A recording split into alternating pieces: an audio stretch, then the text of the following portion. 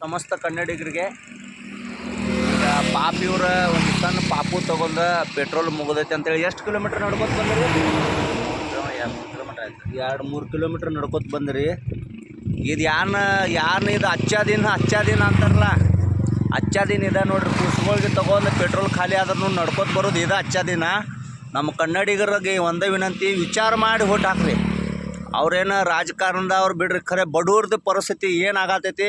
ಇಂಥ ಬ್ಯಾಸ್ಗೆ ದಿನದಾಗ 2 ಕಿಲೋಮೀಟ್ರ್ ಈ ಕೂಸಿಗೆ ತೊಗೊಂಡು, ಈಗ ನಂದು ಕೂಡ ರಾಯಬಾಗ್ ಹೋಗಿನ ಫಂಕ್ಷನ್ ಇತ್ತು. ನಂದು ಕೂಡ ಇದು ಗಾಡಿ ಅಂದ್ರೆ ನಂಗೆ ಲಕ್ಷ್ಮಿ, ನನ್ನ ತಾಯಿ ಇಲ್ಲೇ ಪೆಟ್ರೋಲ್ ಪಂಪ್ ತ್ಯಾಕ ಎಣ್ಣೆ ಮುಗೀತು ನಂದು.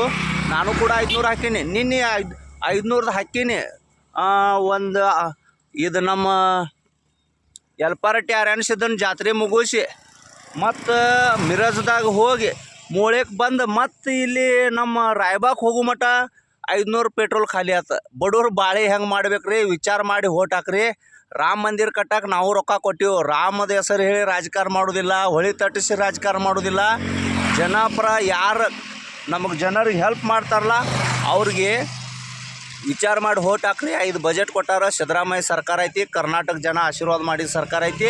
ಎಲ್ಲರೂ ಕಾಂಗ್ರೆಸ್ಗೆ ಓಟ್ ಹಾಕ್ರಿ. ನಮಸ್ಕಾರ.